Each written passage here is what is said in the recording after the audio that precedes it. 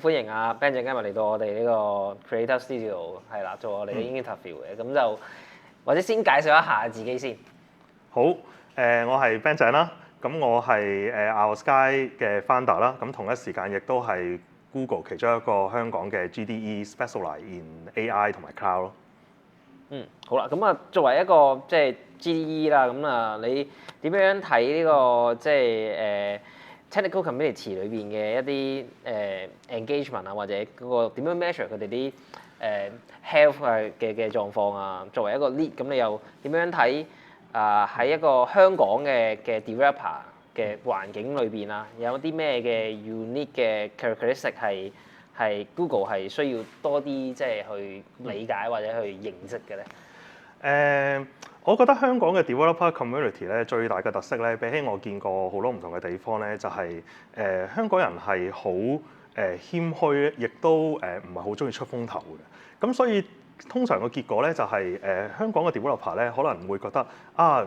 要我做 sharing 啲嘢好簡單唔好 share 啦咁樣太簡單嘅嘢好 trivial 啫咁樣。咁但係可能其實好多時候佢覺得好 trivial 嘅嘢，其實攞出嚟講，其實其他人都會覺得好有趣嘅喎咁樣。咁所以我覺得其中一個喺香港做 developer community或者要 take care 呢個 ecosystem 咧，最重要其中一樣嘢咧就係要多啲倒翻轉頭就係鼓勵啲 developer 去明白其實你覺得好簡單嘅嘢，其實其他人咧就可能都係會有興趣嘅。亦都唔需要怕話我講呢啲嘢會係點樣咁樣，會係太簡單咁樣。咁倒翻轉頭，我覺得其實香港其實好多 developer 其實一就係好 pragmatic，二其實係好勁嘅。即係點講咧？即係話其實可能有陣時候我發現譬如大家可能其實喺工作上面可能都做咗一啲好特別有趣嘅 hack 嘅。咁但係可能佢會覺得呢啲嘢未必係一啲個個都會用嘅嘢，又唔係好講咁樣。咁所以我覺得第一個特點就係要去即係多啲去鼓勵同埋去要俾力嘅，係啦，比好多我見好多其他地方。好咁樣先。咁啱啱提到即係香港嗰個 developer 嘅喺個 community 之間有好多話不為即係佢哋不為自己所認識嘅一啲技術嘅能力啦。咁以你嘅技術嘅背景嚟睇，係啦，喺即係近年一啲新興起嘅一啲技術，有邊一類你覺得會係喺現階段嚟講，其實係喺香港嘅開發者當中咧，係被一個冇咁適合地應用，或者係少咗即係遺漏咗嘅一啲技術咧，係啦。而你會覺得即係作為即係趁住呢個機會啦，喺 Creator Studio 呢度，你會點樣去 encourage 大家去即係去 cover 呢啲咁嘅 gap 咧？係啦。我覺得香港喺呢兩三年，我見到喺 AI 應用咧，咁好 positive 嗰邊其實就係即係好多簡單嘅 text generation image generation 嗰啲 video generation 其實係用得好多嘅。咁但係咧，我就有少少就覺得好似對比起我見到，如果係一啲specialize on 一啲細 model， 即係可能譬如Google 嘅Gemma或者一啲其他一啲細啲嘅 model去做一啲AI agent 嘅應用咧，我覺得香港係好似相對地少啲嘅。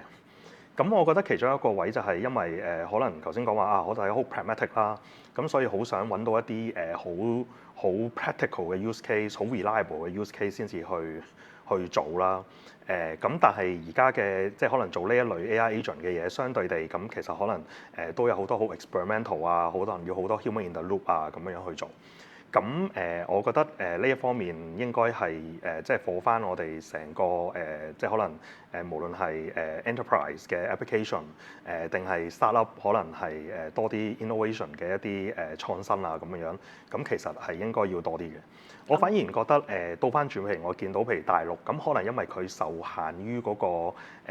好多 AI 嘅 service，佢未必咁容易去 access 到。反而我覺得佢哋好似咧，就比較 active 咁去諗點樣去將呢啲細嘅 model apply 落去嗰個即係平時佢哋做嗰啲可能係啲 startup 嘅 project或者啲 enterprise application 上邊，而點樣去壓縮個成本呢方面，好似反而仲多。我覺得香港就好似呢方面就少啲咯。如果係睇翻喺香港市場內部啦，你有冇話有一啲曾經見過一啲，你會覺得係稱之為係成功嘅一啲社群間嘅一啲project啊，或者係一啲技術嘅內容，你會覺得係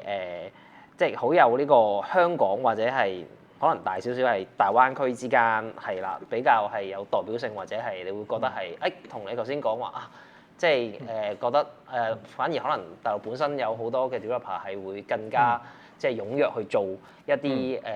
香港冇嘅嘢喎。咁但係即係喺香港呢邊，你會覺得邊一啲會唔會有一啲嘅例子，你會覺得係比較有代表性可以 show 到出嚟嘅？代表OK， 代表性我唔敢咁講啊。不過我覺得有兩類香港嘅application， 我覺得即係我見到都幾有趣。好當然係一定好香港 specific 嘅。一類咧其實就係我見到都有譬如最近中大啊，或者有啲民間有啲機構咧，都會做翻一啲廣東話嘅 evaluation 嘅 benchmark。咁其實呢個係好 specific 嘅，因為廣東話係有個好特別嘅地方，就係我哋如果真係香港人講嘅廣東話咧，係中英夾雜㗎嘛。咁好多做唔同，無論可能你係做speech to text、text to speech， 或者做 chatbot， 或者做一啲其他嘅 UI， 可能要同 user interaction 嘅一啲 display 嘅一啲嘢咁樣。咁好多時候呢個都唔係咁容易去用一啲現成嘅 model support 得到，或者 support 得唔好嘅。咁大家都知道啦，而家即係做 LLM， 其實 data is the king 咁樣。咁其實有好多呢啲 evaluation， 我覺得係幾有趣，而且好似係幾 community driven 嘅，我自己覺得。咁另外一個我諗起嘅就係我可以幫自己買個廣告啦，係啦。咁都係好似係兩年之前係啦。咁我記得我有一次就係即係去 share 翻我哋公司自己點樣去fine tune 一啲 model on 香港嘅商場 receipt 嘅 data set。咁其實完咗之後都係好多人問我呢啲嘢嘅，即係其實你話可能做receipt invoice extraction 咁樣，周圍都做㗎啦咁樣。咁但係同一個道理啦，即係香港又係有自己獨特嘅生態嘅。即係譬如香港可能啲地方好密集嘅，咁啲街道名係有時會重複嘅，即係可能同一個地點有兩個街道名咁樣。咁你點去做呢啲嘢啊？點去處理啲問題啊？咁因為有啲好香港 specific 嘅問題。咁我覺得呢一啲香港 specific 嘅 LLM 應用咧係係好有趣，而且係見到係都好多人做嘅。咁我自己覺得呢啲係好正嘅咯，係咯。啱啱你提到香港嗰個語言嘅特性可能係唔同嘅 mix 啊，咁你對於喺即係呢個本地化嘅一啲嘅努力上邊，其實有冇一啲嘅意見或者有咩感覺嘅狀況？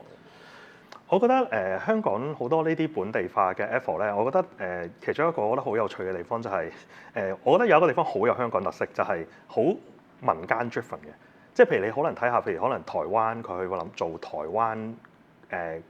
少數民族語言或者係做國語嘅 LLM， 其實係好政府或者係即係譬如可能中研院咁樣去好政府主導嘅。但係香港咧反而咧好多我見到做得最多嘅咧，即係第一未必係政府啦，第二甚至乎唔係一啲好大型嘅商業機構，咁反而係一啲 community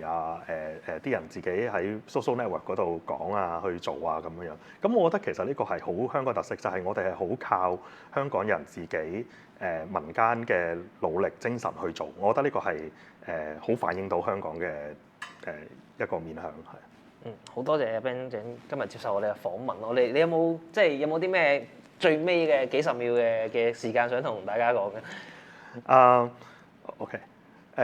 如果我想最尾講嘅話咧，即係關於香港嘅 developer 嘅話，我就係想講就係